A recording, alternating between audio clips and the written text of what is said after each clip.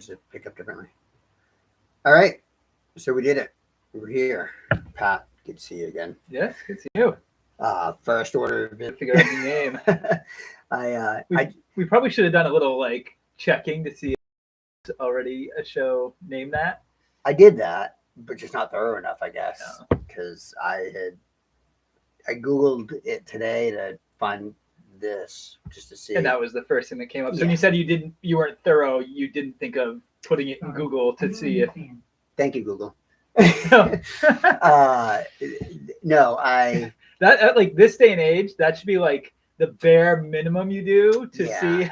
I don't know where I looked, but I did not see that. And to be fair, the show is not specifically called Just a Show. It's called It's Just a Show. Oh, so, that's very different. Yeah. So it's a little bit different. Well, it's actually funny you said that, because when you sent me the thing saying we need another name, I actually thought, can we just put "it's" in front of it to make a different? So apparently, no, that would not work. But yes, we probably should go with something totally different. Yeah. Now I'm just looking at that whiteboard of the sign, Just a Show. Oh, you actually had a logo and everything. I did. Huh? Well, it wasn't really a lot of thought put into that. That'd be a pretty funny logo, though. Yeah, it's on the podcast page, the Castos one. So I was messing around with that. Once we actually have a real title, we should have Jared design us a logo. I tried like graphic design kind of things. Yeah, he used to play around a lot with that. He used to. I don't think he's into it anymore. He must still have some of those skills, though. I don't think he's interested. All right. He's big on his job. Okay, well, that's good. Yeah. So what's been new? Let's see. So since the last time we hung out, we took the girls to a concert. That was pretty cool. We went and saw Bleachers at Thompson's Point. And not Maddie's first concert. It was Rowan's first real. I think we went to a Kids Bop concert when she was really little, but I don't count that one. That was, by the way, the scariest experience of my life. We were at the State Theater, so they had the balcony there, and we were in the first row of the balcony, and they got this idea to bring out T-shirt cannons and shoot them up into the audience. And so all these little kids come streaming down, and they're hanging over the edge of the balcony, desperately trying to get them. No parents around at all. And all I could think is I'm going to see 10 kids fall to their death in the middle of this Kids Bop concert. So that was awful. So anyway, we took them to a concert, which was an interesting experience. Maddie went off. She had a friend there, and they disappeared. We never saw her. So that was kind of she's growing up and doing her own thing, and we saw it with Rowan. That was fun. Nice. I think that's it. We've started going into school and doing work. I'm a teacher, so getting our classrooms ready. Nothing like going in when it's 90 degrees out in an air-conditioned second floor of our building. And well, you should have learned from Westbrook. They had the air conditioners. Yeah, they made it really hot there. So yeah. What's new with you? Well, the most recent new thing for me is wanting to know who Bleachers is. I've never heard of. Never heard of the band Bleachers. No. They are a band. Do you know Fun? The band Fun. Okay. Their lead singer is a guy named Jack Antonoff of Bleachers. He used to be in the band Fun. He's a producer and songwriter, writes a lot of and produces a lot for various pop people, does a lot of work with Taylor Swift. But he's got his own band. It's a kind of pop band, but good. They're pretty cool. So it was a good concert. We enjoyed it. Have they been out for a while? Yeah, they've been around for a while. Yep. Off my radar, I guess. Yep. So that was fun. I was trying to think. There was something else I was thinking about on my way over, and I have no idea what it was. Oh, one really cool thing. So we were coming back from that concert, and we always park ways away and walk over to Thompson's Point because parking there, great venue, but the parking sucks. Yeah. But as we were walking back, I had one of those moments where I saw just this amazing thing, and I should have videotaped it and then sent it to you. And actually was kicking myself after because I'm Andre would have really appreciated this. So they have the Concord Trailways is over there. So they have the big bus garage. And so there was a guy, it must have been 10:30 at night, and his job apparently is to power wash buses like at the end of the day. Mhm. So the garage was open. He got the power washer out and he's power washing the bus, and he was blasting Tupac so loud and just dancing around and having like the time of his life, waving around the wand. And I was just like, that is really awesome. Yeah, I want that job. Yeah, I'm like, that looks like he's having the time of his life. You know, blasting Tupac. Everybody's walking by for the concert. It's great. Yeah, he's giving a show. And did he have a tip jar out? He did not. And then that reminded me of when our freshman year in college, when we made the Tupac music video. Mm-hmm. Yep, because we're really cool. Well, it was the same song. Yeah. So what was song? It's blank on me. Yeah, I'm blanking on the name too. It's a sexy song. Yeah. Oh, so sexy that one of our friends had a famous pelvic thrust. That the most aggressive pelvic thrust you will ever see. Yeah, it was. If you ever see. You still have that tape? I don't know. I have no idea. It's got to be around. We got to get that and like transfer it to something. Or it's at Goodwill and somebody's like randomly like found it and it's like, just rewinding it. These guys are awesome. Yeah. So anyway, what's new with you? Not a whole lot. Last week you weren't able to make it. So, yeah, sorry about that. No problem. The thunderstorms happened, and I get it. I talked to Jacob last week. Your opportunity to meet Jacob was missed again. So, all right, Jacob. Remind me briefly because there's a whole episode about that, so we don't need to rehash it. But yeah, he's a friend of mine, younger guy. It's like 25, 4, maybe. I don't know. Sorry, Jacob. But he works over same company that Candy works at. So the reason I was asking, so I was confused because that is not who you told me we were talking with that night. By the way, you said we were talking with Andy Michigan. Yes. And he was supposed to be there too, but there was a medical emergency or something with one of the staff, so we had to go in. Oh, geez. Okay. Yeah. So that whole night was just a big. All right. Yeah, just gonna roll with it. Which is fine. So I was a little confused by that. Okay, so you did that. What else has been going on? We're getting ready to go on vacation next week. Oh, so, where are you guys going? Acres of Wildlife. Oh, that's right. We talked about that early in the summer. That's cool. So that'll be nice. And I guess I overheard Candy talking to somebody else. But apparently this is gonna be our last year there. Maybe, I don't know. So okay. Live it up. Do what I can. Try not to get like kicked out or burn the place down or something. It's not that far away from home. Getting kicked out wouldn't be the worst thing. Well, getting kicked out with your 2 teenage sons and your wife might be kind of. If I just get kicked out, then it's not an issue. Yes, but that I think would be pretty embarrassing to be with your 2 kids and wife. That would be. Out. They may get the sympathy though, like the pity afterward. Man, I feel. How do you live with that, man? Yeah. But then I'm sure your wife would be pretty pissed off. Yes, she definitely would. I'm not gonna. Yeah. No. I don't think you would want to deal with that.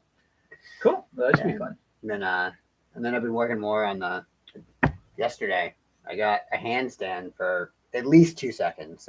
I don't know what the actual time was, but I felt like it was up there for a little bit. Now, is this like when you're a kid and you're like, you want to like dunk a basketball and you're like, oh, my hang time, I had so much hang time on that one, and it was like you're really like an inch off the ground? No. So it was like a legit 2 seconds. Okay. A legitimate one, because I know all my handstands prior to that have been pretty crappy. So this one was like a noticeable one. Full 2 seconds. Which has been fun because like practicing that and stuff, I've started getting more and more into chasing it. I guess. Yeah. I think that's actually a really cool way of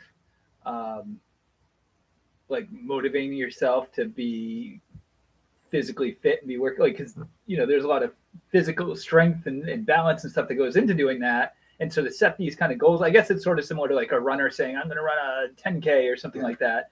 But I think it's really neat doing some kind of like more, I don't want to say obscure, but like different type of little challenges is really neat. Have you looked at much calisthenics stuff at all? if any. just the things I see you randomly post. And to be honest, it's more like, oh, Andre posted something about calisthenics. And then I don't delve too far into it. But That's the thing. No, it's kind of crazy. Like, basically, if you think of any gymnast out there and like their ridiculous amount of strength and flexibility, it's like that's all calisthenics. And just body weight exercises. And somebody that I work with who's also into calisthenics. He's been doing it for like 6 years or something like that. And been talking to him a lot lately, and he gave me some books to borrow and look at, and just like so much more than everything I've been looking at, just like on Instagram and all that. Yeah. And it's funny you talk about the challenges, but I follow a bunch of people on Instagram who are into calisthenics and work out, just different fitness stuff.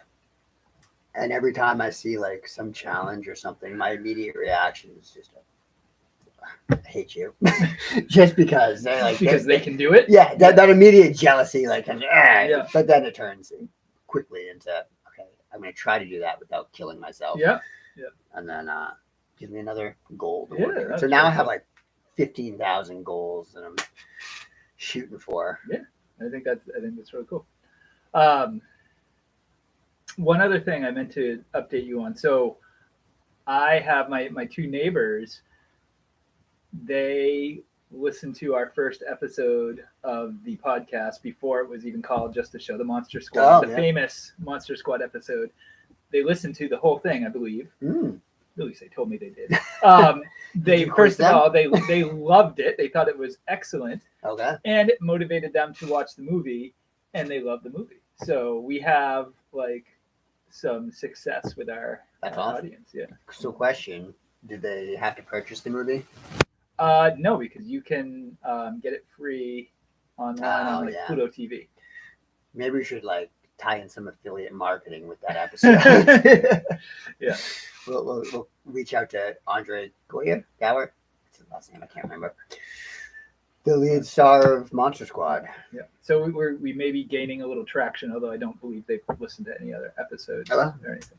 And I actually sent it. It was under the Armando's Corner. So it had like all your other random videos. Like, so these are other. I'm like, those are not our other episodes. That's just my friend Andre like rambling about, or not rambling, but like talking about whatever is on his mind. You're welcome to listen to it, but I am not associated with this. Yes, I am not linked to anything that Andre says. I do not condone necessarily. Yeah. No, that's cool. Yeah. It's a better response than my family has given me. It's interesting what you guys talk about. My wife listened for 20 minutes to the first one, and she said it's really good. Oh, it's really great, but she did not finish it. And I told them, like, so I got home after the last time you and I recorded the women's suffrage episode, and my wife was there with two of her female friends, and so I was like, oh, what'd you guys talk about this week? And so I'm like, started talking, like, we're giving me the weirdest looks. It's like, okay. To our credit, I think we did a very good job with being very clear with what our capabilities are and our points, our perspectives. Yeah. We do not have all of our research to live on air. Yes. And the best way, isn't it? Yeah, just pause while we type in. And well, now that we're recording live too, you can't edit any of that. So it would literally have been, here, let me type this in. Or like the second episode when you ran to go get your, like, all right, we've got 10 minutes of dead air while Andre goes and finds his old piece of paper that he has. So they weren't that bad to cut out, but it's nice though because you can see just a flat line. Yeah. And then the audience like, all right, cut here, we're good. Yeah.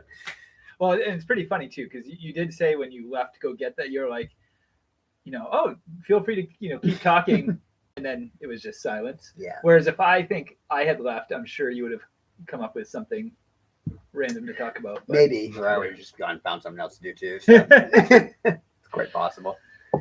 So anyway, did you have anything you wanted to discuss? So I had an idea. Okay. A little bit of a format. This always makes me nervous when you. Right here, we've got the American Journal. And I went through it today. It's the Thursday, August 4th. Today's American Journal. Mm. American Journal, for anybody who doesn't know, is the local newspaper of Westbrook and Gorham. And I just highlighted a couple projects. The first article on here, nonprofit locker project got stuck in my head. First couple articles, I just kind of highlighted for interesting points. So we can go through that a little bit. And this is like breaking news because this is today's American Journal. So let's start with well, I'll give you an option. I want to talk about the nonprofit locker project moving its base to South Portland, or planners nixed rezoning of game sanctuary in Gorham. This is going to be thrilling topics of conversation. You can pick because I don't know. We'll go with the nonprofit. Have you actually read either of these articles? I read all of them. Oh, I read the whole paper today. Oh, usually I just would skip to the police beat section. It's not that exciting. Like on the Portland Press Herald, yeah, you get something, but here it's nothing. Yeah. There's actually I can tell that they're looking for stuff because in the Westbrook notes, there's 3 Westbrook notes and one of 4 Westbrook notes. And the 4th one is 50 years ago. The American Journal on July 26, 1972 reported that Mr. and Mrs. Ken Cumberland traveled to Philadelphia to visit their son John, who was a pitcher for St. Louis Cardinals. While in Philly, the Cumberlands watched 3 baseball games. So there you go. There was not a 4th thing to throw into the Westbrook notes, apparently. So they're like, let's just look up something from our past. Unless they do like a 50 years ago every time, which is kind of cool, I guess. Yeah. Well, if you were thorough, you would have probably gotten back issues to look up and see if that was something that they do. But I'm not. You're not thorough. That's right. So the nonprofit locker. Do you know what the Locker Project is? I do not. The Locker Project is well, let's read there. The Locker Project, a nonprofit that connects food insecure children and their families with healthy meals. Okay. So they just do like the school programs. Oh yeah. Okay. Like a food pantry, but not really. Why is it called Locker Project? Are they putting the food into their locker at school? Is that how they deliver it, or are there? I think it's called Locker Project because it relates to the schools. Okay. And so the families go and pick it up. I don't think they actually bring it to the schools, but I do know that some schools have the programs where they like the backpack. We have a backpack. Okay. Yeah. So food pantry, but I don't think that's what they do. So anyway, our food pantry, by the way, and I think it's a wonderful project, but we built it in because we have no space for anything in our building that just celebrated its 100th birthday and is falling apart. But we built the food pantry inside the bathroom of the nurse's office. What? So that was like the only space we had it. So if you think about what probably takes place inside the bathroom of the nurse's office, and that's where all the food. Yeah. It's a little. Is it at least like? No. It's just shelves wide open. Wow. Yeah. Anyway, continue. I'm stuck on that now. Yeah. So just a lovely.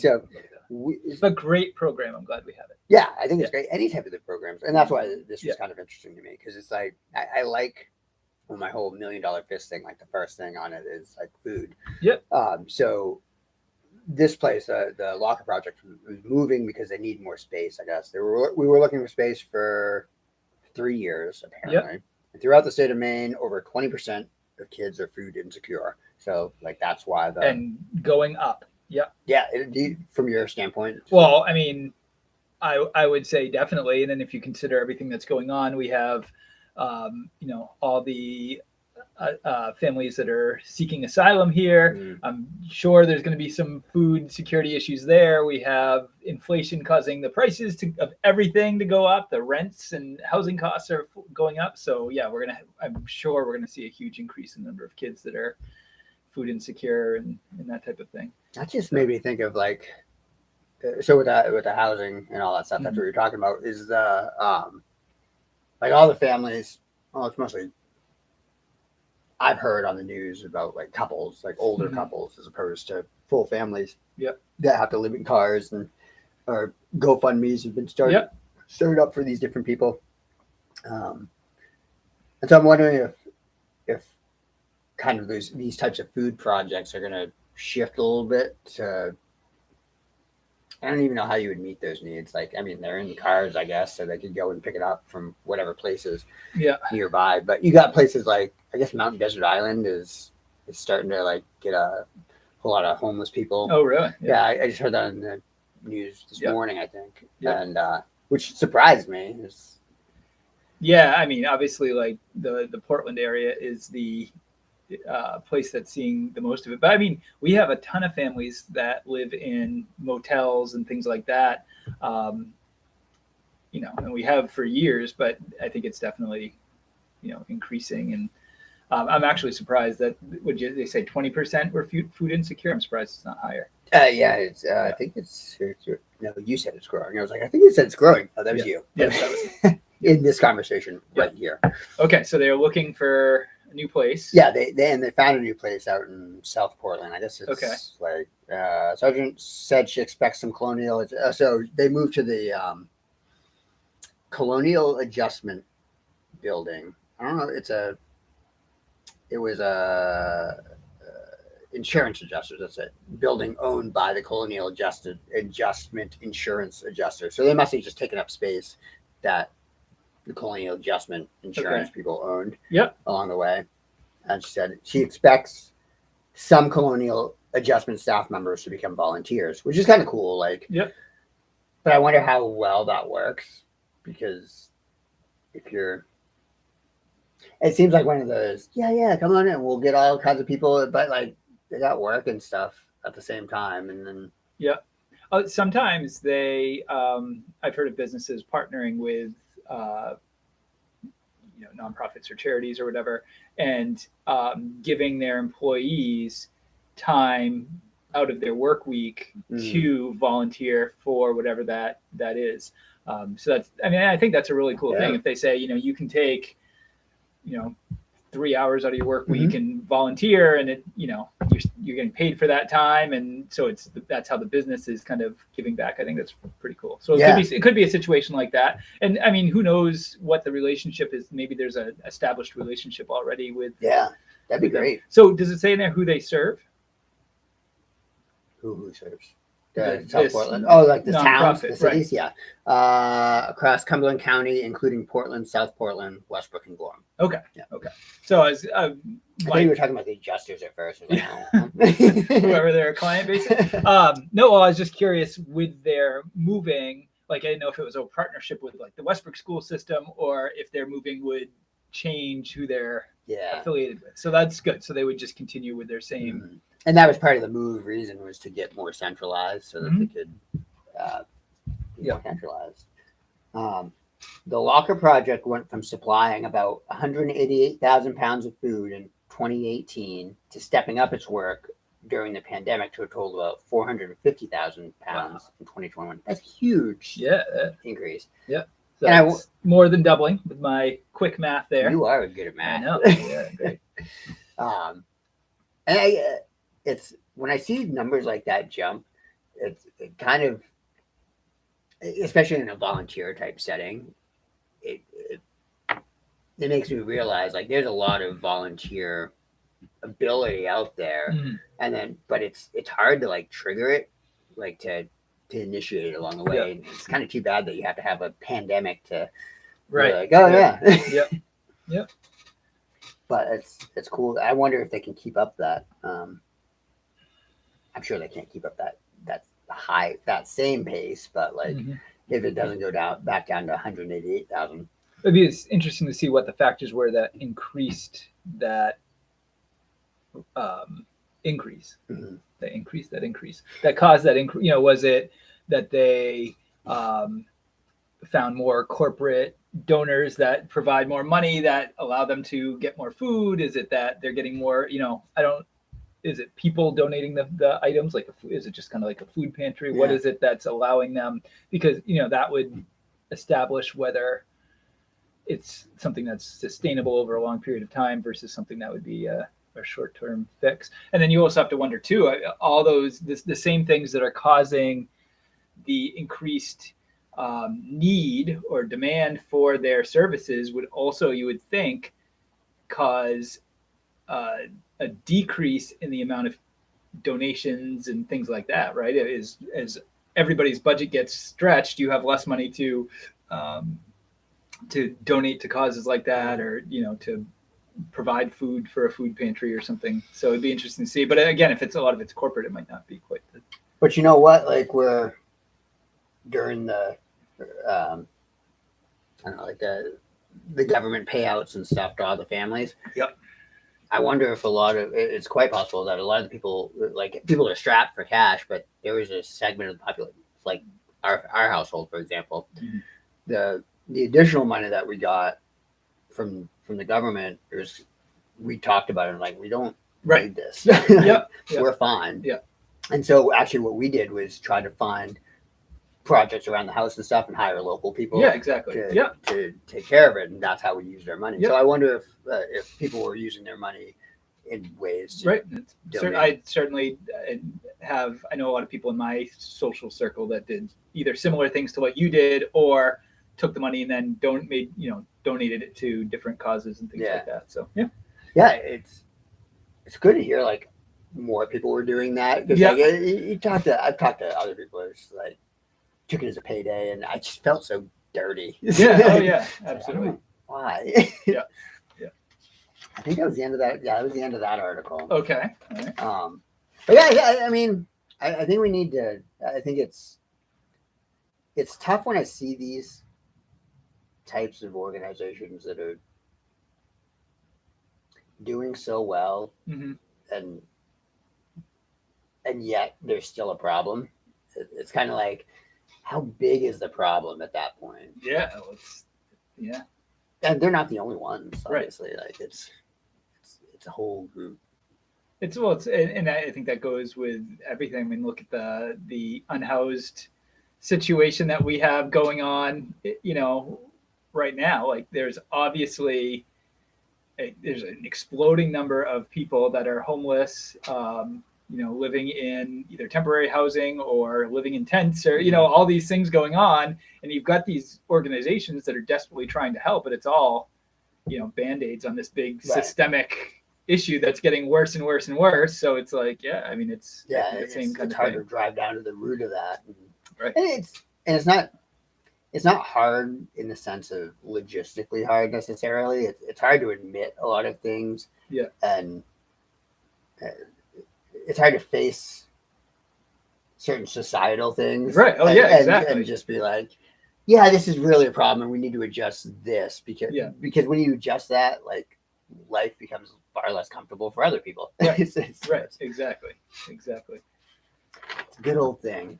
One thing I did notice in here that's very quick. And it has to do with the name. Mm-hmm. There's the dump guy, and over here there's dump man. The dump man. Oh. So we may not be too bad. So we could look up synonyms for show and then just be like, just a program. Yeah. It's just a podcast. Actually, I thought about that. I almost went there. I did almost go with that, but there is just a podcast, and I looked that up. Sure, there is. Well, maybe after we get done with the American Journal, we can talk a little bit about some name ideas. Yes. Yeah. Definitely. Something fun to do. All right. What else you got for me? Let's see. Is there anything else like super interesting? Like, one thing I did notice. Yeah. This one bugged me. So this was a letter to the editor type thing. I get a point. Yeah. But at the same time, I'm just like, but we live by rivers. Children of Westbrook need a community swimming pool. And so we used to have a community swimming pool. We did. Yeah. We still do. It's just not operating. And so she talks about how the city's planning the splash pad and pool and all this stuff. Yeah. It says, in the meantime, the citizens, especially the children, have no place to cool off in this heat. Again, we have rivers. I've been walking around and I've seen kids playing in the rivers and jumping off bridges, which is crazy because there's another article in here. I'll get back to it. The children of Westbrook need a pool that they can swim in and cool off in the summer. Protect the little guy. Again, there's plenty of water around. Don't forget who lives in the city. There are still many pockets in our beautiful city that house low-income families. They do not have a camp. They cannot get to a beach. Some people have very limited options. When you're a child, your options are limited. The pool would, again, serve the entire city, which I disagree with because you're, like was just stated, like they're the people who have the camps and all that stuff, and they're not going to go to the pool. They're going to go to their camps and stuff, and it's really just the low-income families that are going to be served by the pool. Middle income, and then every now and again. And then although I will say, like, we do not go to the community pool, but there are a lot of again, people in our social circle in Portland that I know go to the local pool that's near us and use it, and just gives you another alternative on hot weather days. But yes, I would think primarily it would be serviced by people that, can't afford to have their own pool, going to the beach and paying to go to the beach, or getting to the beach or the lake and stuff like that would be hard. So yes. All right. Anyway, continue. No, yeah, it's just I don't know. It's like, so you disagree with a need for a community pool? I think this is a hard push for the community pool. That in looking at the river and stuff, like the argument for having to get a community pool in like right away as an absolute need is kind of silly, because it'd be like if you lived on a beach or on a lake and then argued for a community pool there, because why? Yes, but I do think, I mean, how safe is swimming in a river for, that may be fine for some people, but I'm not sure that works if you've got toddler, little kids or something like that. There's no lifeguard at a river. We just had a situation where somebody died swimming in the Presumpscot River within the past week or two.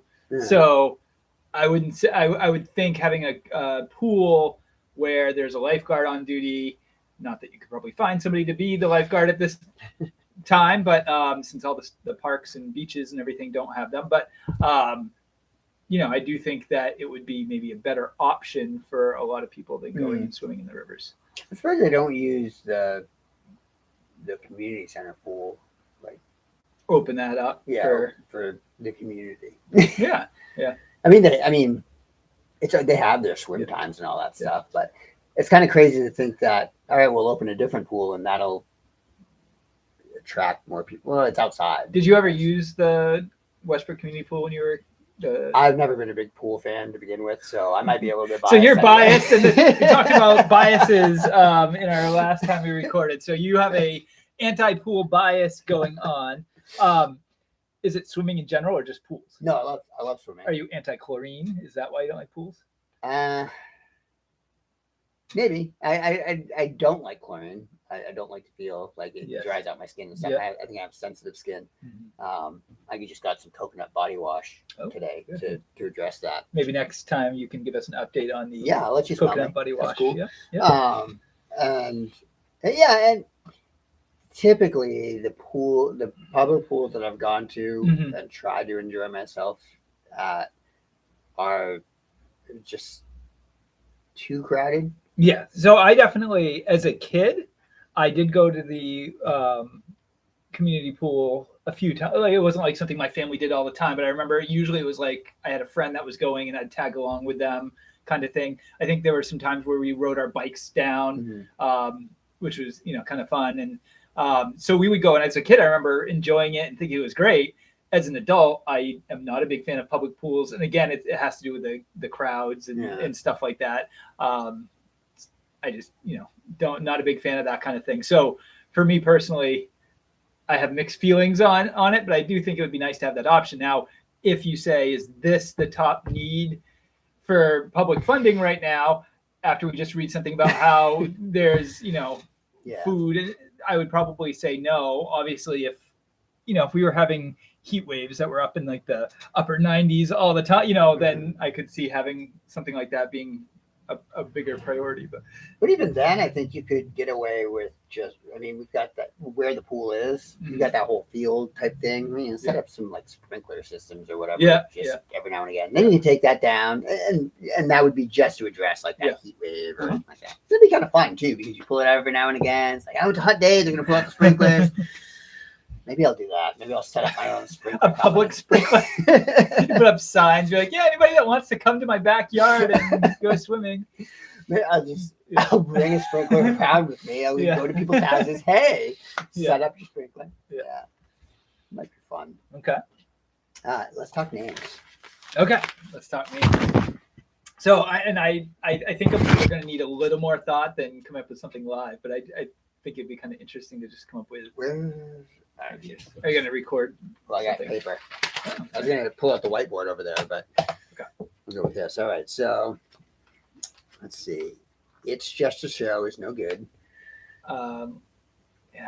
All right. I'll stick with. This is going to be the fun part where we just sit there and think. Yeah. I'll put $1 Million Fist on there just because that's what I have up there right now. Let's see. I think we should do Let's Give Them Something to Talk About. Ooh. And then our opening theme song could be Baby Got Back. Yeah, that's what I was like. I was going to say something by Guar or something like that. Like that works. Guar would be great. Maybe we can get them on as guests. Yeah, exactly. Or we could like come up with a name that has nothing to do with what we talk about. So it could be like some kind of true crime podcast name. And people would tune in thinking like, oh, it could be like what would be a good Death in Denial? I don't know. Yeah. Ooh, Death on. That's a movie, isn't it? Death on the Nile. Yeah.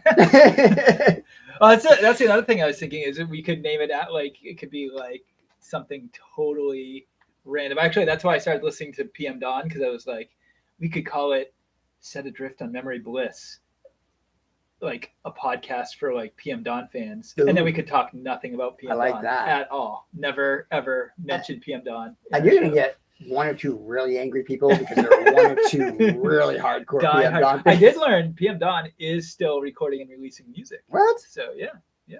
What? And I will be honest. My memories, and I apologize to PM Dawn.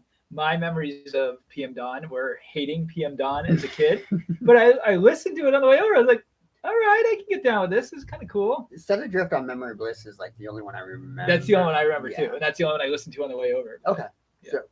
So you're able to get into the song that you liked. No, I did not. You didn't like that song. Like if you had asked me what are your least favorite songs, that would have made my top 5 least favorite songs. Again, I'm sorry to PM Dawn, but I think I might have to remove that from my least favorite songs list. Is there something about it that you didn't like it, or that you can key in? I just remember hating it as a kid. I had I've got a weird, not hatred for. Have you seen the movie Venom? No. Have you ever heard the song Venom by Eminem? No. The song Venom by Eminem is in the movie Venom. Okay. And I do know that there was a movie Venom. Mm-hmm. I know what the character Venom is, and I know who Eminem is, and have listened to much of Eminem's music. Mm-hmm. But I have nothing else to add. Well, let's connect it. Okay. Let's connect it right here. All right. So that song Venom, it's a good song, but I couldn't figure out if it was written for the movie or not. And it was just Dominic and Riley were telling me because my whole family was going against me on this one because it's just like I like the song, but I don't like that I like the song. And they're like, why? And I said, because it just seems like super spot on for the movie and like super commercialized. Yeah. And Dominic said something along. So well, the song was written like 4 years before the movie, so it really can't. Oh, really? I don't know. I didn't fact check this, so well, because you're not very thorough with anything. Yeah, and so the song's playing at the end credits, and at one point he says Eddie Brock and the name of the character Venom and all that. It's like, okay, you're telling me that this wasn't written for like at least. So it could have been inspired by that could have been. Yeah. Maybe I'm just like really tired. I was trying to prove my point. I would think though that writing a song for a movie probably takes place well before. That's true. Too. Although they wouldn't release it 4 years before the movie came out. You'd wait and release it. No, I don't know when it was released. But you do like so you recommend I check out the song Venom? Yeah, it's a good song. And watch the movie. It's a good movie. I like the movie. But yeah, it's just I do like the song. All right. Venom is another name. Venom. By the way, one of the my least favorite lyrics in a song is by Eminem. I heard it just today. It's the song he did with Rihanna, and it's where he says Monster. Yeah, is that the one? Yeah, and he's talking about. He says, "I guess that's why they call it window pane." Mm-hmm. I think that's like the cheesiest. And now Eminem's going to like hate me, and I'm a big fan of Eminem's music. I wouldn't say big fan, but I enjoyed his music. I think he's unbelievably talented. However, that one line has always just struck me. What is it in context? I can't even. It's about like watching somebody leave out the window or something, and then he says, "I guess that's why you call it window pane," which I get it. I mean, I get why you would hate it. Yeah, like I normally I like the wordplay and stuff, but that one is just a little too like, oh really? Come on. Yeah. But anyway, other songs that I do not like. I Smell Sex and Candy by I love that song. Playground. No, I know everybody I know loves that song. The whole tape I hate is awesome. that song. I say tape because I have the tape. The reason I hate that song, by the way, is that I really hate candy. Like yes, I hate. I've never said this. No, I hate like candy, and not like I love Snickers or something like that. But I'm talking like Jolly Ranchers or anything like that. It's like sticky and super sweet. So I just can't stand the song. Mm-hmm. So that's not my song. What's that song by? How do you feel about sex? I really hate sex. It's really sticky and it's really. This makes perfect sense. All right. Okay. Yeah. And then what else would be in that list? It's a George Michael song. Faith? Not Faith. That song's awesome. Your daddy figure one? No, although that's a weird song. But it's the one, there's like a lot of saxophone in it. You hate a song with a lot of saxophone in it? Yeah. What's the one? We have to look it up. Yeah, well, let's do it now. What's the song? All right. Anyway, so what songs would be on your list while I'm looking this up? Songs that I hate? Yeah. Do you have any good songs? Like popular songs that I hate? Obviously, we all have, they're terrible songs. Right. Sorry, I'm getting us way. You're So Vain, I used to hate a lot just because of the lyrics. I'm like, I thought you were going to say because I can't stand Janice Ford. She's my least favorite person. No, I love Janice Ford, by the way. That was a great. That's the song of that summer. Yeah, when we went to New York and with the family, the Ford family. But no, that song I never. When I was younger, I hated the words in it because it's like, okay, you're obviously talking about the person. Blah, blah, blah. Yeah. And then probably this year, actually, I was listening to it again and I thought about it some more. And you know what? This actually makes sense. Like, and I rationalized it. I couldn't give you the rationalization I gave for it at the time in my head, but it made sense to me finally, and I like it now. Okay. Other songs that I remember disliking. There's probably, oh shit, you know what? Chrome. You ever remember that country song Chrome? No. It was popular for a little bit.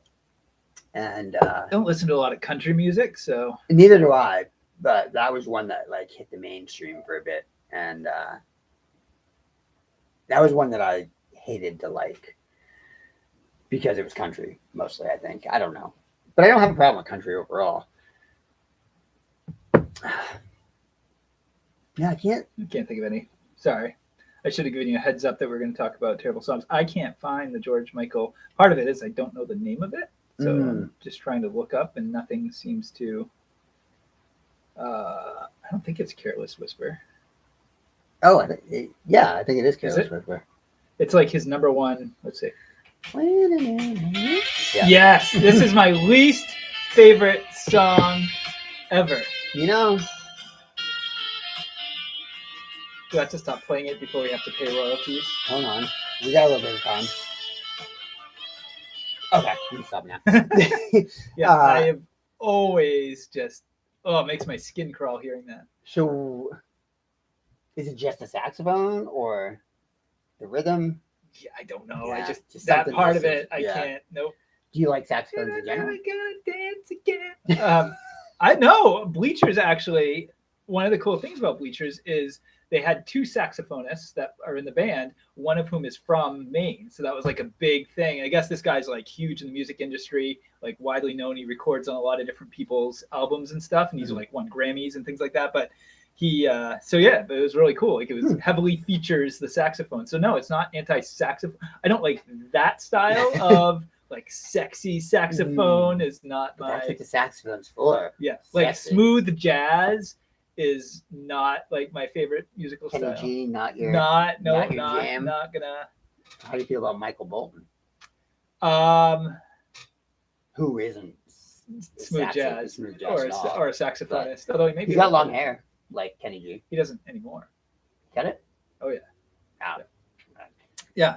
No. I mean, I would seek out Michael Bolton, but I have respect for Michael Bolton. Michael Bolton. My mom had like one thing of Michael Bolton, and then I assumed that she loved Michael Bolton. So like I remember getting her tapes of Michael Bolton for birthdays and Christmases and stuff. Yeah. She did not appreciate Michael Bolton as much as I thought she did. But it was one of those things where she like pretended to love it just because, and then you found out afterwards. Like I used to get my mom. We had like a church craft fair every year, and so I'd always buy gifts at the church craft fair. And so one thing, like I remember, I got her pot holders several years, but the other thing I would always get are Christmas ornaments, and I would like got the ugliest Christmas. Like one of them was like a full size replica of a cardinal that like homemade card. Somebody made it, like glued feathers on it and everything, sitting on a nest, and it was huge. It was like a life size cardinal, and like it was always right in the center of our tree, but it was pretty ugly. And it was one of those things where like the only reason you know it's a cardinal is because it's red and it has feathers. You couldn't have told what it actually, otherwise what it was. So it's not a blue jay, that much. But no, what you just said actually made me think of something about getting Michael Bolton for your mom. Another song that would make my list: "Smooth" by Carlos Santana and what's his name? Thomas. The guy from yes. So that has always been one of my least favorite songs. And so I had a girlfriend that I dated in high school, the end of high school, and in college. And I should have known that relationship was like she was not the one, because one year for my birthday, she bought me the Carlos Santana album that had that song on it. And I'm like, I have made it very clear that I hate this song. There was zero thought that was put in. She was probably at like the grocery, because I remember they used to sell like sometimes CDs at like the checkout of like a gas station or something. Like she was probably at the gas station, realized she didn't have a gift for me, bought the Carlos Santana album that had that song. Oh my God. Not so smooth. Like that song is definitely in my top 5.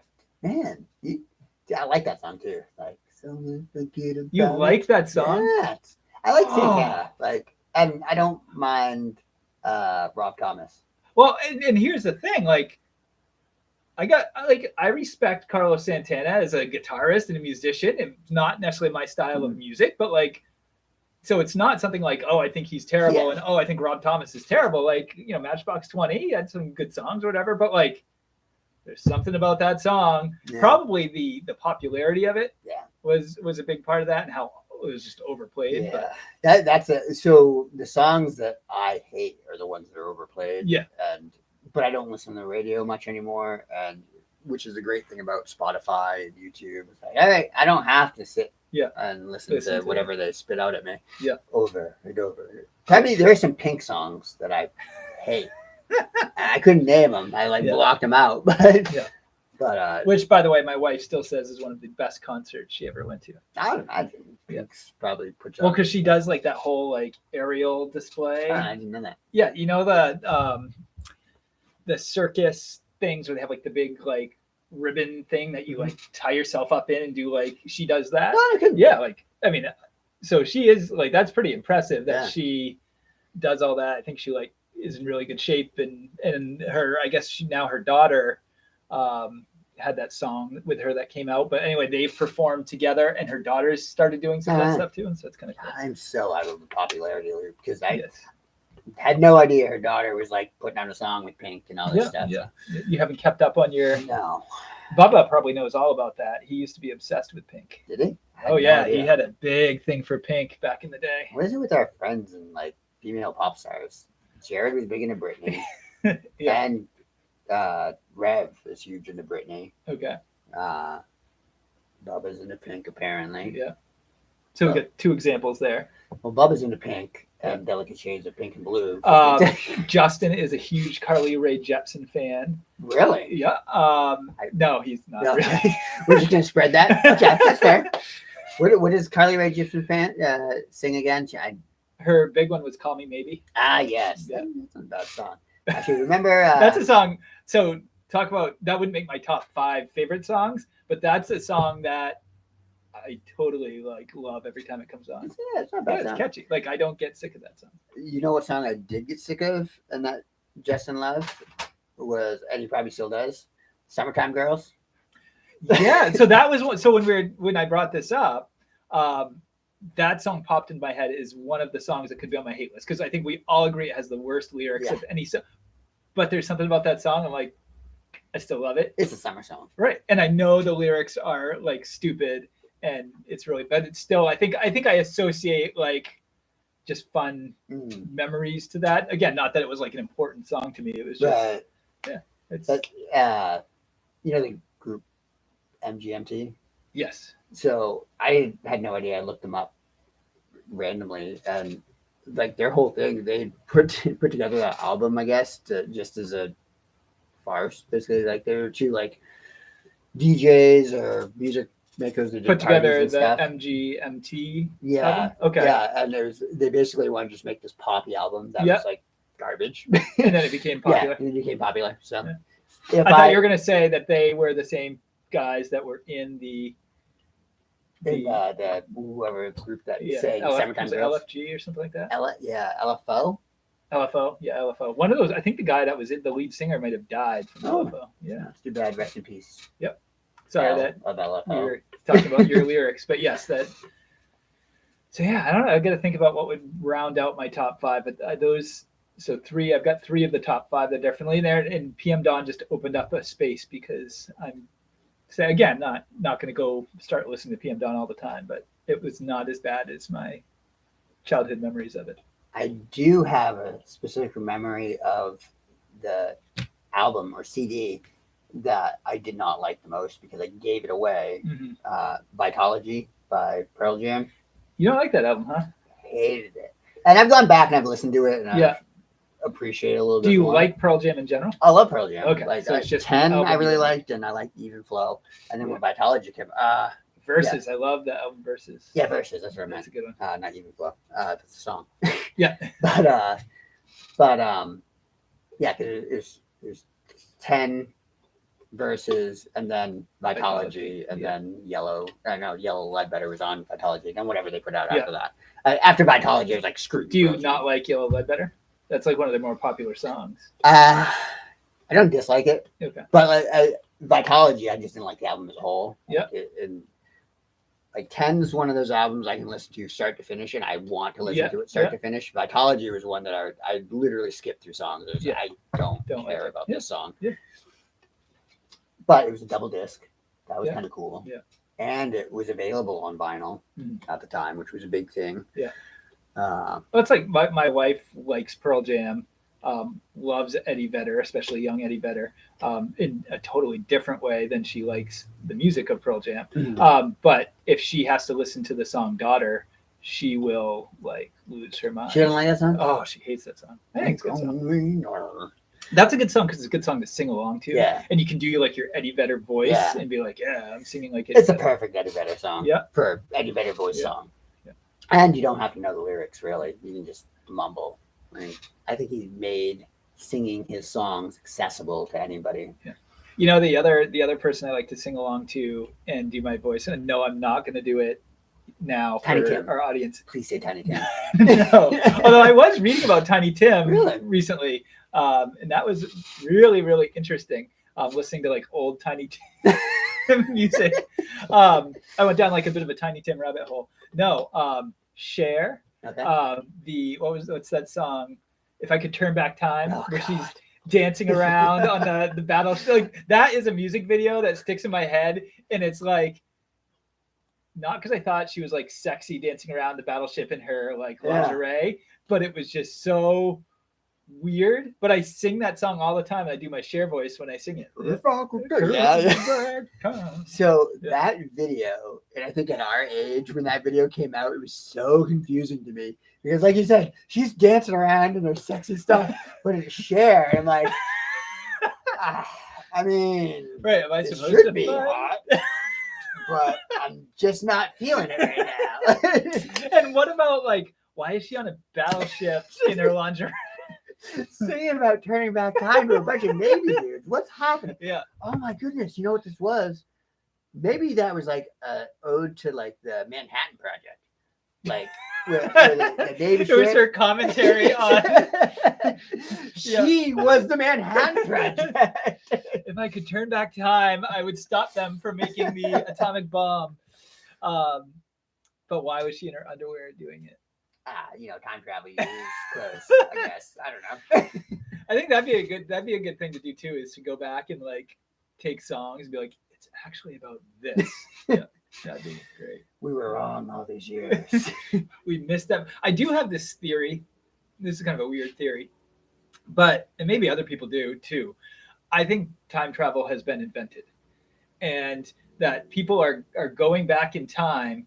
But the rule of time travel is that they can't like actually do anything directly to change the events of the past. They can only do it by making songs and movies and TV shows.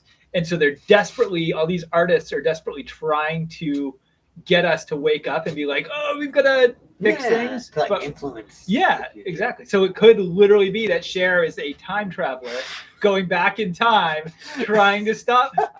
That's seriously, I think about this all the time. That's a cool theory. Yeah. So when you say the rules of time travel, like, is it just agreed upon rules? Yeah, I haven't thought it that far through. And so I think there's obviously a lot of holes in this theory. But yeah, no, I think about think about how many things like are spot on with like, that's never going to be a thing, and then it becomes like, like society really is going in that direction or whatever, or that all these things were really happening and we just weren't. There are people that are much observant of the world going on around us, and their predictions for the future are coming true. But so would you think that like Nostradamus is from like and just travel? Maybe he's like the first time traveler and like just went way too.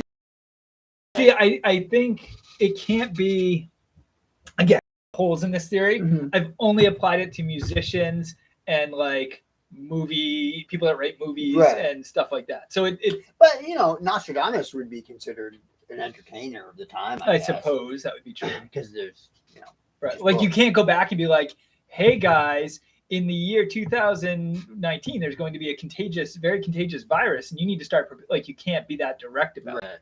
So I don't know if Nostradamus and making like these predictions or prophecies can like, does that count? Is there like a certain, you have to like make it obscure enough that. But I think Nostradamus's predictions were obscure. Right. Well, that's what I'm saying. So would that be okay? Because then it's not technically. Yeah, I think that would count. Or maybe he did that, and then like the people that enforce the rules came back and like we're like, hey, no Nostradamus, no. Yeah. I don't know. I just had it's funny you talk about time travel, and people time travel. By the way, I think this is a great example of, for anybody that's tuning in for the first time, this is exactly how we start off talking about the food locker and providing food. Then we switch to names, got about like 4 names in to our list for our show. And now we're talking about, theories of time travel. So, and you know what? And we've done Cher impressions, and technically it was 4 names. I added Venom at the end. Right. Yeah. I'm going to go to the bathroom real quick. Feel free to. Oh, come on. You can't do that to me. All right. So I'm trying. Let's think about what are some other songs that would make my songs I really dislike list. Oh, this is hard. Um, Songs that I have to change when it comes on the radio. I can't think of any. Maybe I only have three. Was four with PM Dawn, but now that's been removed. All right, I'll have to do some thinking about that. How about some other songs that are like "Call Me Maybe" that I secretly love? Let's see if I can think of any of those.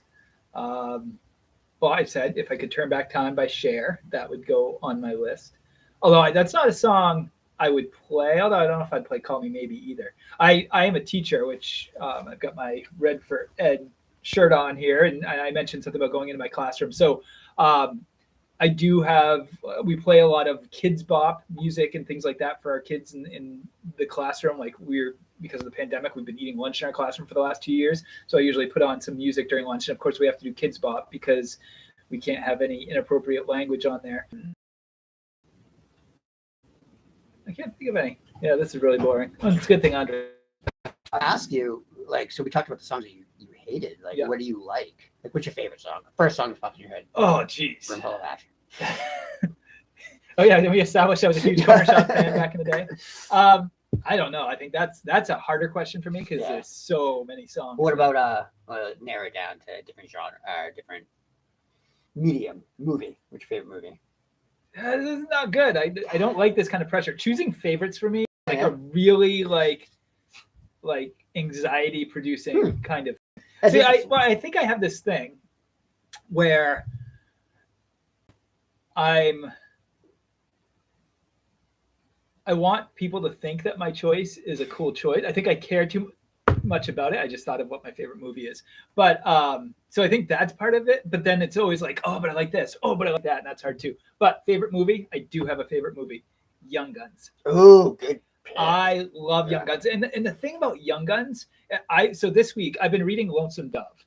I think I mentioned that to you. Do you know what Lonesome Dove is?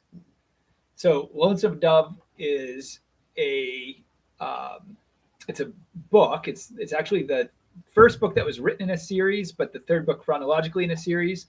And it was made into a mini series back in like the early 80s or something like that. And it was like a very famous mini series on TV. But anyway, so I've been reading this series, and I just finished today Lonesome Dove, which is the longest book in it and the most famous one. But it takes place, it's these guys who are Texas Rangers back in like when Texas is being settled. So it starts off before the Civil War. Now it's post-Civil War. Anyway, not to go too far down that rabbit hole, but like, so that's got me thinking a lot about Westerns and stuff like that. And so I've been desperately searching for a movie like Young Guns to watch, but there's really nothing quite like Young Guns. What about Young Guns 2? Well, I should have thought of the fact that you would say that. Yes, Young Guns 2. So Young Guns or Young Guns 2. But I've seen both of those so many times. And Young Guns 2 is not quite as good as Young Guns. Yeah. But yeah, I love the movie Young Guns. That's got to be my all-time favorite. I will watch that anytime it's on. Yeah. Yeah. You just said you were kind of interested in Westerns. Now, have you ever been like interested in Westerns before other than the Young Guns? Or? No, and I don't like old Westerns. Like I'm not going to go watch like Clint Eastwood stuff. Although he did have that one. Was it the Unforgiven? No. Unforgiven. Yeah, Unforgiven. I do feel like I should watch that because that's right. But again, I think part of it is Clint Eastwood kind of takes me out of it. Like it's one of those things where I watch it and I'm like, I'm watching Clint Eastwood. I'm watching Clint Eastwood. Like I just the same. Yeah. So that's something I need to give a shot because it is supposed to be really good. But yeah, it's like Young Guns. I don't know. It's like that modern kind of take on a Western. I really appreciate. And there's like things like the 3:10 to Yuma one that came out, No Country for Old, like some of those kind of more modern Western versions too. But they're not the same feel as Young Guns. Young Guns has a little bit more of a fun vibe, and it's Well, it's got that. I think Young Guns had the, like you said, it's got that young vibe, and it was kind of connecting the other movies because you got those young actors and stuff that are not known for Westerns at all, but they're known for their teen or young people drum. Emilio Estevez Right. and Lou Diamond Phillips and all Yeah, that. yeah, Bamba and Yeah, it was a cool cast. Yeah. Like and like, so I like 3:10 to Yuma. I like No Country for Old Men. I like some of those. I've seen a lot of those, and I did like them. I love Tombstone's a really cool movie. Things like that. But I was looking for something new that I haven't seen, and I just can't find it. One of the I haven't watched the Tarantino, which is weird because I do like I love all those other Tarantino movies, but I have not seen Hateful Eight and Django Unchained. Yeah. I have not seen either of those. I Oh, think they're I've great. tried to watch them and fell asleep. So those would kind of be in there, but they're still going to be like Tarantino versions of the Western. So I could watch those. But yeah, Young Guns definitely. So when you see a Western, or when you think of a Western that you're interested in, you want it to be stylized in some sort and not just like your standard guy rides into town on a horse. I want to have more. I want the dialogue to be kind of like a little bit more modern than like an old Western. Like, you know what I mean? So I want the dialogue to sound a little bit more updated. And I don't like watching just that old style. So this completely different than a Western, but just the way that you said the dialogue to be more modern. What do you think of Romeo and Juliet, the Baz Luhrmann? Oh, I love that. Yeah, I love that too. I'm a huge Baz. Like, I love Baz Luhrmann stuff. Baz Luhrmann's so awesome. Moulin Rouge is like one of my favorite. I haven't watched it. I want to watch it. I just haven't, and I love him. Yeah. But, which is definitely the opposite vibe of a Western movie. But yes, but that idea with Romeo and Juliet, it was the modern feel, the look, but all the dialogue was Shakespearean, like all the way through. It was the Shakespeare. And it doesn't even have to be like modern. Like, I don't need them referencing like modern things or anything like that.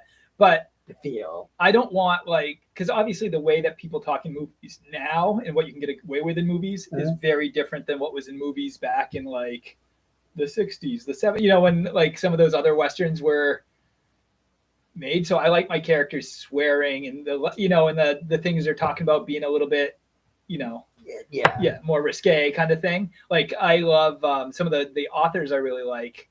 It's because they have that kind of dialogue with their characters and stuff. And I don't know. That makes me think of did you ever see Rogue One? Yes. Or maybe not Rogue One's the one that I want to reference, but that falls in the same play. Like of the newer Star Wars movies. What was the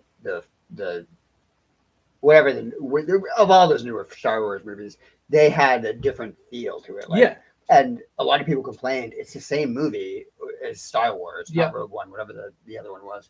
And but my argument has always been like, well, yeah, it's the same movie, but with a more modern feel. Like all the characters and stuff, the dialogue and everything that came out was much more in line with today than if you watch Star Wars. And like the dialogue and that is crap. and part of that for me is like kind of like what I mentioned with Clint Eastwood is when I'm watching older stuff, sometimes the fact that it's older takes me out of the movie experience. I have a harder time kind of getting lost in the movie when I'm looking at it and saying, wow, that looks like it's a really, like, whether it's visually looks really old or the way people are talking looks very old. I know some people really appreciate that. For me, it makes it harder to really kind of get into it. So anyway, but Young Guns, it would definitely be I could watch that movie anytime. I've seen it a billion times and I could watch it anytime still. So I think that has to take my top spot. May not be the best movie, but it's my favorite movie. What's that peyote line? Your dog chicken? Or when they're high on peyote? Yeah, I don't remember. Even though I've said it, just said I watched it a billion times. And you used to say the line all the time. Yeah. Which I'm surprised you don't remember it now. Yeah. What was I watching? Oh, there was something great. Andrea and I were watching the other day. I'm gonna have to look this up at some point.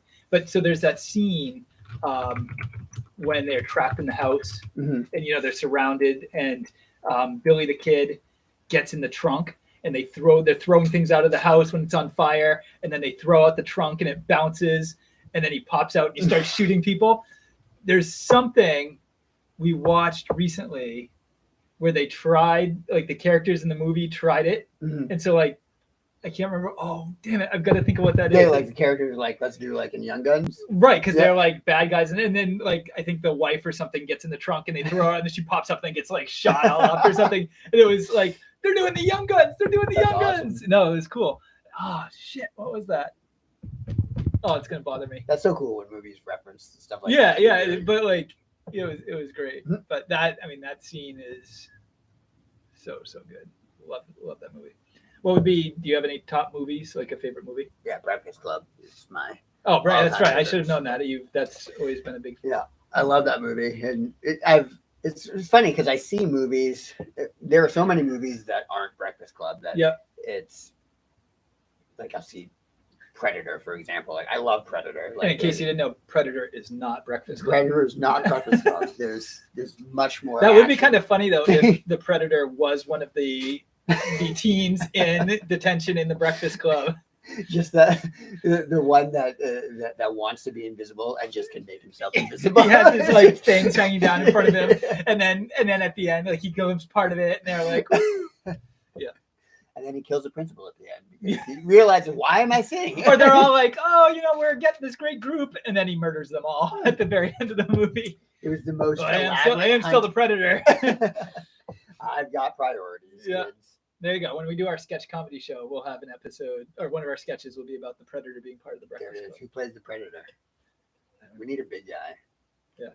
Who do we know that's Vinny's the biggest guy Physically we know. big, intimidating. Is Jared bigger than Vinny? They have slightly different shapes. They're both Yeah. big, but I mean, height wise, I'm trying to think. Yeah. Well, casting will be done. Yeah, the Breakfast Club is easily my favorite, and it's just because it really resonates with me, like perspective wise. Like I've always kind of enjoyed different perspectives, and that's all that movie is. It's like, all right, you got however many kids in this room, completely different people, and they all just talk, and they talk about the same things, and it boils down to, there's really never any. There's not much of like a resolution necessarily in the sense of like, I mean, at the end of it, Brian goes on like, are we going to be friends at the end of this? And you can kind of have the assumption, probably not. Yeah. Well, it's sort of though like what we're doing here, right? It's just about people talking. It's not like there's like a ton of action. You know what I mean? Like it basically takes place in this room at the school for the most of the scenes, and it's them like talking and stuff like that, which is essentially what the whole point of this podcast is us just sitting around talking about random whatever comes to mind. And so it's kind of different. How about what's that? Is it 12 Angry Men, that famous one? I was going to bring that up earlier. So we were talking about the older movies. But that's kind of a cool movie, and that's essentially takes place in a jury room where they're debate. You know what I mean? Great. But it's considered one of the greatest movies ever. Yeah. So they're kind of similar in that regard, where it's like I'm trying to think of other movies like that, where it's like one scene. Yeah, or just there's not a lot that's outwardly happening, but anyway, So. Breakfast Club's a good choice. I didn't see it, but the one where the guy is trapped with his arm and he has to cut it out. Oh, yeah. Probably a lot of that's not. Yeah, that one's all in one spot, I think. Yeah. Didn't see it, though. Yes. That would be awful. Yes. I couldn't do it, I don't think. I can't say that. I probably could do it, but I obviously wouldn't want to do it. That's such a stupid statement. I couldn't do it. I could do it, but I don't want to do it. Welcome to our podcast where we say really obvious things. Scratch that from the record, please. I was going to say about time travel earlier. So I had said to Candy the other day, I was like, I don't remember where it came up. Somehow time travel came up, and I said, I could be a time traveler and just not know it. She's like, what are you talking about? You know, if you're a time traveler. I was like, I wouldn't know if I'm a time traveler, because what if I haven't traveled in time yet? She's like, well, then you're not a time traveler. And I said, good point, because I'm not a time traveler yet, but I could be a time traveler. Someday I could be a time traveler. I just have not come back to this time. Yeah. Or maybe part of being a time traveler is that they have to like wipe your memory. We can send you back in time, but we're going to have to wipe your memory to do it. I like that. And it'd have to be some way where you get your memory wiped after you travel, or they leave you, like they take you and drop you. And so you wake up and you're kind of, but then you'd have that time of like, who am I? So maybe that's like, there's a hole in that. Well, I wonder if it's not going to be our movie. It could be consciousness, like, because I think part of the problem with time travel is the physical aspect of it. And I know I've gotten caught up on like, all right, when you travel back in time, your body goes back in time, but how does your body get there and what happens? Because you can't teleport yourself. So how would you consider you'd be able to transport your body through time? So I think it was maybe a consciousness thing, kind of like quantum leap thing. Only you're going back into your own body. And this isn't a brand new theory. This is the, stuff that's been there before, but that would make more sense to me in the sense of like getting sent back with that mind wipe type thing. You're just going back into your own body of conscious. You're going back into your own body with your consciousness from the future. But if your mind gets wiped, it would be a moot point at the end of the day. Well, maybe it's something where like they can wipe your knowledge after a certain point. So you can go back, they can keep your memories of things that happened before wherever they're dropping you. So they can selectively wipe what they need, like, So we're going to go back to August, let's say the 4th or something, August 4th of 2022.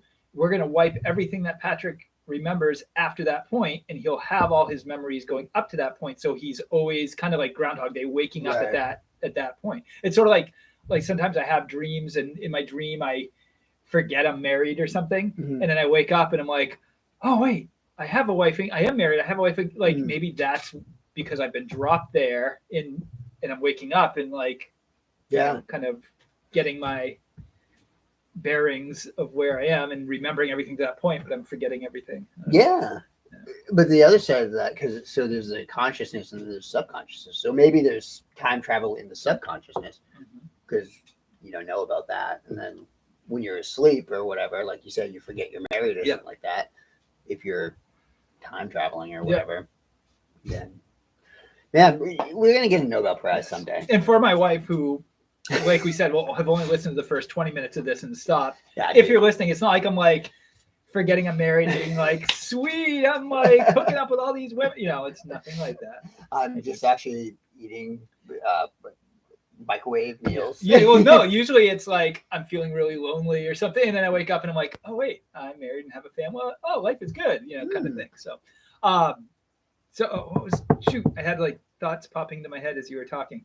One of the things, and this is not the one I wanted to talk about first, but for anybody that's new to listening to this, one of the things I do every single week is I say, I've given up on social media. I don't use social media, but I was looking at your Facebook feed. And this is, so for this week's one, you posted something about how Nathan Fielder is somebody you don't know, but like, right? It was something along those lines. My favorite person who you don't know. So does that mean you have been watching the rehearsal or, I used to watch it. I love Nathan For You. Okay. And then the rehearsal, I just had no idea the rehearsal existed. And I was happy because I was like, oh, I guess I'll watch the Batman because I got nothing else to do. And then on HBO Max, it had that. Another thing I want to say, I gotta have like notes. I need to get like one of these whiteboards so I can write down things. For a reason. Okay. Batman is going on my list because. And so, have you watched the rehearsal? I've watched the 3 episodes. Okay, and so the 4th one comes out tomorrow. Oh, see, so I'm not that far behind then because I watched the first one last night, which was so sad at the end. Yeah. And then, which is why I love that show, and like I love him. Like he's a very awkward. It's just a very awkward person, and it's just so raw there, but entertaining at the same time. And it's not like for me, it's not like I'm necessarily laughing at him or anything like that. It's very interested and kind of, and it's the awkwardness is done in a way that you can laugh. It's like a dark comedy. Really. No, he's kind of the same way in Nathan For You. Yeah. And I wonder, like, in so a couple thoughts. I don't know enough about him. I'm very new to him. In fact, I saw he was in like some movies and stuff like that I've seen, and I'm like, I don't even remember who he is in there. But like, is that his real kind of personality, or is it something he's created for this kind of? He's playing himself, but it's like a character version of himself, kind of like, Stephen Colbert, how he had like he had this whole character, although that's one's a little bit different. Or like The Rock, is basically The Rock, and that's like a character he is and everything. How real is that personality? Yeah, so that's one thing I wonder about it. Yeah, I wonder too. I was actually, it's funny you bring that up because when I was looking at the American Journal earlier, I had this whole thing. I was like, you know what I'll do? I'll just write out like what we're gonna do. Yeah. And I didn't do that except for highlight the American Journal. But looking up Nathan Fielder is one of the things I was gonna do just to see if some background on him to discuss. I didn't do that, and I wish I hadn't. Yeah. But, so and then I have some mixed feelings about the show. So obviously, is it I've heard it as like described as like a docu-comedy, but what I haven't been able to get a straight answer on is this like totally fictional, or is it like real people in reality? Do you know the answer to that? I don't know the answer. Okay. My assumption is that it is reality.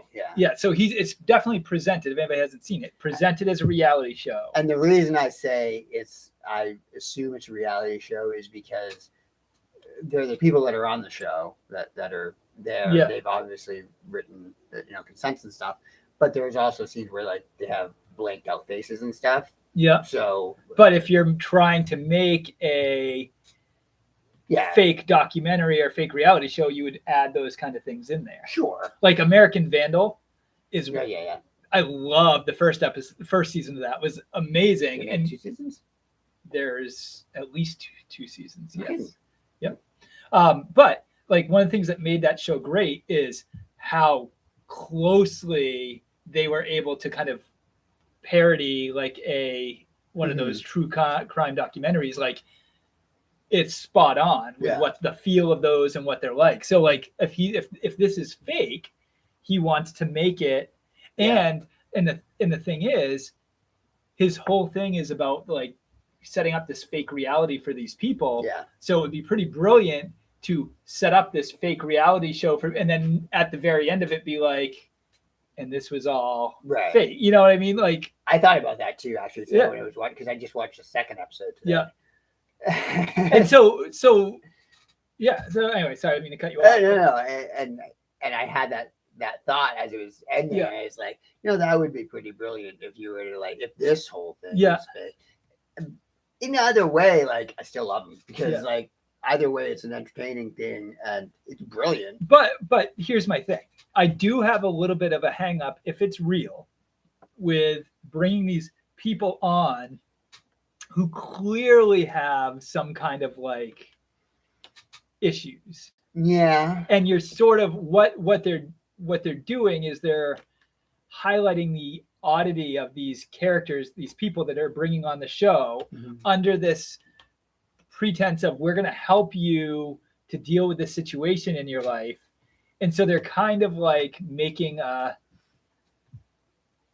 spectacle of these people. And it becomes much more also about him as you get further into it. Like you saw that in episode 2, he starts becoming a part of the show more. You see a little bit in episode 1, episode 2, he's now becoming part of it. Episode 3, he's fully immersed in it. Spoiler alert.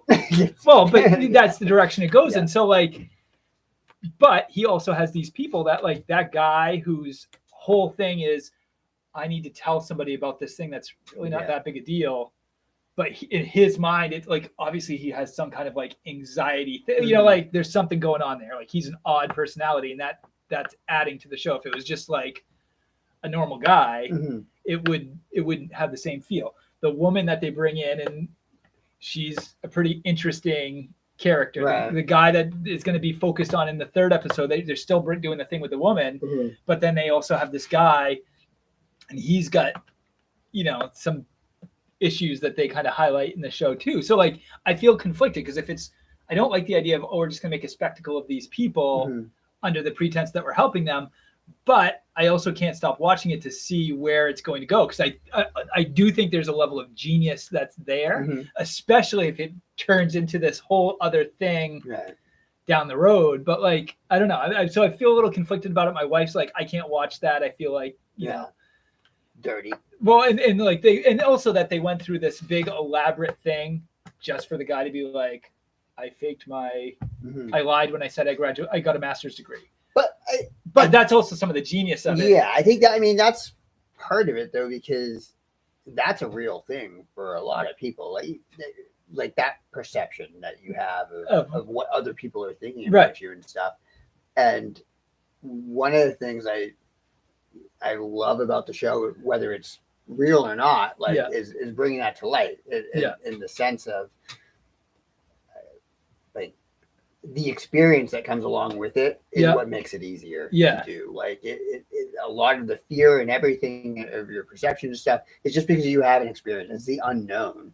And once you face the unknown, and it's a lot easier to go through. So with those scripts and stuff and the way that they do it, like, all right, we're going to do it this way. And you just got the flow chart. And that was brilliant not brilliant, but like in the second episode when he's like doing incredible. Like, and I think there's something really amazing about that. So, and I was pointing out to Andrew too, I'm like, some of the other crap that you watch, like they're sinking tons of money into producing like the Real Housewives.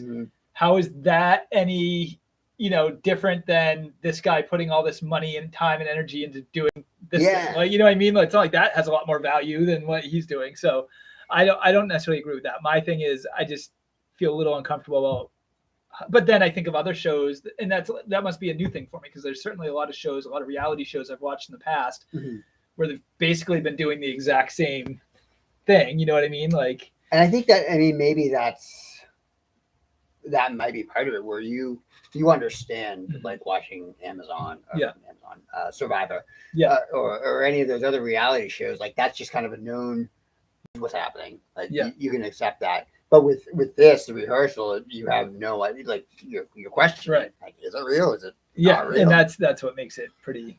I'm kind of curious now. Just we'll do a quick check. Is the rehearsal real? People are asking this question. Even though HBO hasn't revealed whether the rehearsal is scripted or not, the show appears to be real. I bet it's scripted.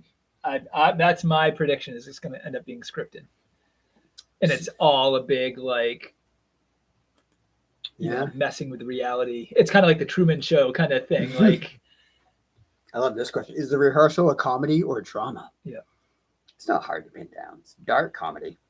Yeah. That's what I say. Yeah, and it's certainly not something that makes me laugh out loud.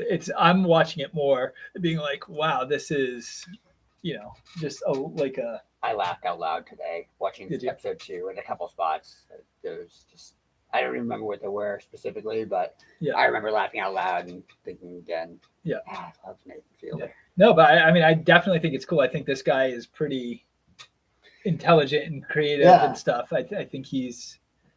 I really liked that first show we had, like Nathan For You, and I was like. So I've watched I think 2 episodes of that. So I my judgment is still out on that. I don't know what to think about that, because is that like a made up one, or is that real? It's real as far as I know. I know it's real actually, because they did so the dumb. Did you see the dumb Starbucks episode? No, I don't think so. I think I saw the one about there was like I can't even remember them, because I'm again watching them super late at night and I don't really much remember. It may not always be 100%. So the dumb Starbucks was that was in the news, and like I had heard about dumb Starbucks before I heard about Nathan For You. Yeah. And it was a coffee shop that was. Oh, and I remember that. Yeah. So they were going to be dumb Starbucks and use all their all their logos and all that stuff, and just call it dumb Starbucks. No, I remember so I watched the one where they had to deliver pizzas in under like 8 minutes or something, which they couldn't really do, or you got a free pizza and it was like the little tiny pizza. Mm-hmm. But so that's another one though. So if it's real, these people are like, sweet, I'm going to have this guy come in and help my struggling business. And instead it ends up being like, oh, he's coming up with these silly ideas.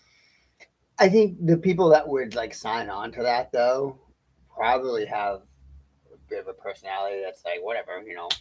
But do they, or are they like, I really have? Are they doing it just to get on TV? Or are they like, I have a struggling business. This is like a shot at making my business. I would guess that they're probably doing it just to get on TV. Yeah. They probably start off with their premise of, Yeah. I want to get on TV. And actually, they must reach out to him. Yeah. Because I work with But they didn't know it was going to be like a funny show. Right, exactly. And then, but once that, like, that think conversation about, starts. Think about like those house shows where they come in and remodel your house. Mm-hmm. If you're like, sweet, I'm on HGTV's new house remodeling show, and then they destroy your house. Yeah. And they leave, and you're like, what the hell? So, like, I don't know. Are they then saying, ha ha ha, okay, here's, $30,000 for your, like, are they being, and we don't know any of that, but like, I imagine there's something like that going on, because that would just be horrible to. Well, you'd have a lot of. I did think the ice cream one or frozen yogurt one where they had like the poop flavor. Yeah. That's actually kind of brilliant, because every month they could be like, all right, now we're gonna have, it's sort of like how people buy those jelly beans that are like gross flavors. Same thing. You could be like, every month we have a new gross flavor. Come on in and check it. I'm not a fan of those jelly beans. I'm not either, but there certainly is a group of people, like kids at school. My kids at school always have those and bring them in, and they're like, think it's great, the whole bamboozled thing. But, horrible idea. Yeah. On that note, we should end. Yes. By the way, just so we don't lose it, the other thing I had on here as a note, and I am going to use this from now on because there's so many things that pop into my head when you're talking about things, then we move on and I don't get to talk about them. You were talking about Venom and how whether that was made for the movie Venom. Yeah. Can we all agree that the best soundtrack ever is the Batman soundtrack? Yeah. With Prince doing the Bat Dance? Yeah. That has got to be my favorite song created for a movie. And that is one that was created for the movie. It is very much referencing, but it's freaking amazing. Yeah, that is good. And Prince, but you know what? Prince can do no wrong. Prince was he did a few things wrong that resulted in his death, and he died of like a drug overdose. Did he? Yeah, I thought it was pretty sure it was like drugs. It wasn't like an accidental drug overdose. Yes, like, but medicated. And it was like a heart attack or something in the elevator. Is that it? Yeah, but I think it was. Maybe it wasn't abusing drugs. Maybe it really was a medical thing. In which case, I apologize to the family of Prince. Man, oh man. You know what? I've never seen Purple Rain, the movie. That's a good movie. Yeah. From what I remember of it. I want to watch Purple Rain. All right, hand me that. Let's do a quick haiku. Now you got it out there. All right. Now this is where there's going to be a lot of dead air, and you're going to see a lot of us counting on our fingertips. I'm surprised this is actually erasing. I'm cheating. I'm going to use a syllable counting cheat sheet thing. Like this that you had up here? No, like well, something like that, or where I can type in. And it tell will you. Count my. So did you have that prepared? Yes, I did actually. That's good planning, man. I did not plan out a haiku, just so you know, but I was like, I wonder if they have. All right, let me think.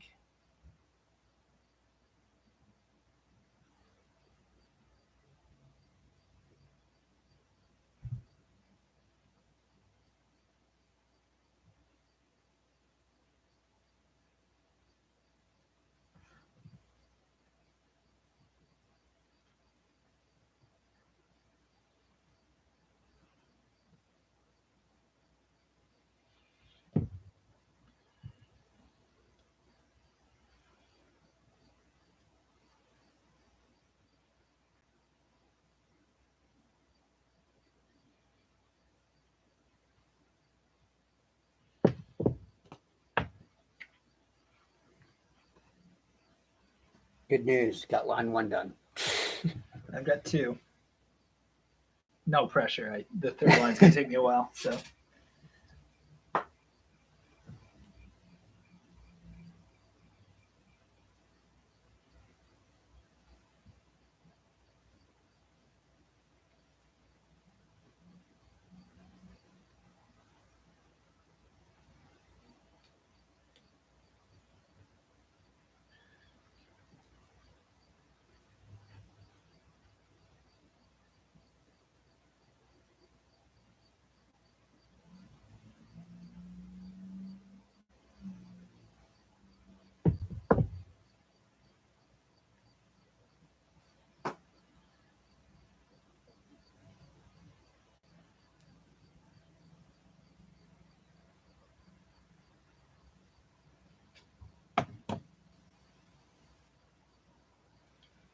Is